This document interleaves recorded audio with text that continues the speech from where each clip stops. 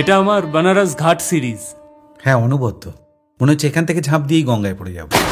একেন বাবু আর নন, দা একেন, বেনারসে বিভীষিকা। এই সিনেমাটির ট্রেলার চলে এসছে। আজ সেই ট্রেলারটি নিয়েই দু চারখানি কথা আপনাদের সামনে তুলে ধরব। জয়দীপ মুখার্জির পরিচালনায় আর হইচই অরিজিনালসের প্রযোজনায় এই সিনেমাটি আমরা দেখতে পাবো 16ই মে থেকে। এই সিনেমার সিরিজ যাই দেখেছি আমরা ওটিটি বা বড় পর্দায়, সেটা বলেই দেওয়া যায় এটি একটি কমেডি থ্রিলার ধর্মী সিনেমা। তবে মাত্র 7 দিনের ব্যবধানে দুটি চূড়ান্ত মাপের সিনেমা, আমার বস আর দা একেন বেনারসে বিভীষিকা, এই দুটি সিনেমা আসছে বলে একটু সংশয় বোধ মনে আছে যে ঠিকমতো হল পাবে তো।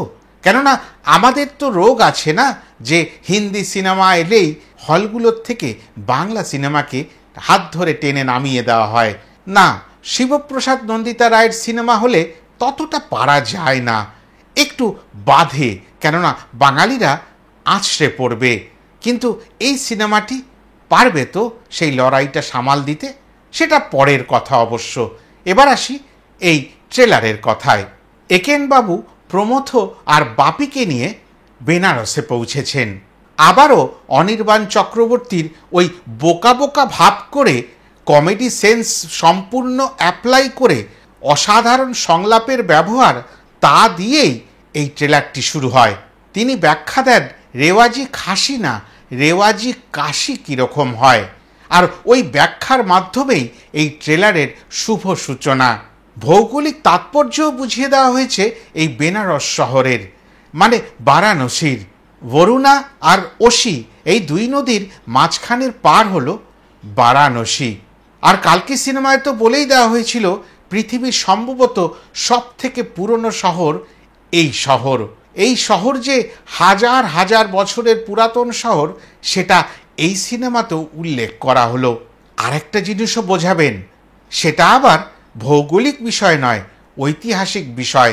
একেবারে বিপদ সম্মুখীন হতে পারে। একেনবাবু বোঝালেন স্ত্রী মানেই বিপদ। আর এর পরে পরেই দেখতে পেলাম গৌরব চক্রবর্তীর কাকা দেবেশ চট্টোপাধ্যায়কে, যিনি পুরাতন পেন্টিংস, অ্যান্টিক্স এইসব নিয়ে কারবার করেন। তার বাড়ি ভর্তি ওই ধরনের জিনিসের কোনো অভাব নেই, যার কোনো দামই হয় না, আর যেগুলো পেতে গেলে অনেক কষ্ট করতে হয়। তবে এখানেই রহস্যের সূচনা হয়। যে একেনবাবু একটু আগেই বললেন যে স্ত্রী মানেই বিপদ, সেখানে গিয়ে এই সংসারে পড়ে দেখা যাচ্ছে যে বয়স্ক দেবেশ চট্টোপাধ্যায় যে চরিত্রে অভিনয় করছেন, সেই চরিত্রের যে স্ত্রী, তিনি একেবারে অল্প বয়স্কা এক নারী, ঈশা সাহা। চরিত্রের নাম দামিনী। আর দেবেশ চট্টোপাধ্যায়ের চরিত্রের নাম বীরেশ্বর।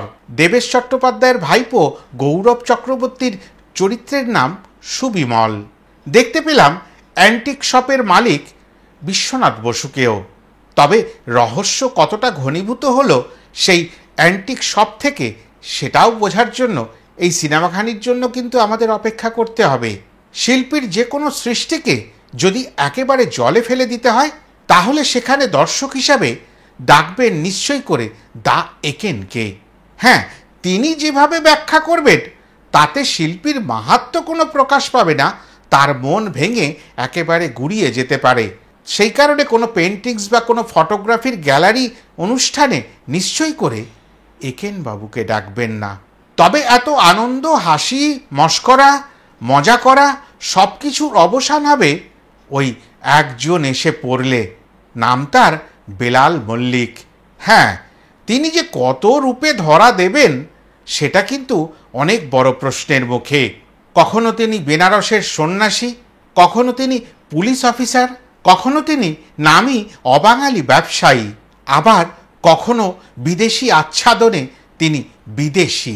তবে তার আসল রূপ দেখতে গেলে তার ডেরায় পৌঁছতে হবে। তিনি বেলাল মল্লিক না, শাশ্বত চট্টোপাধ্যায়।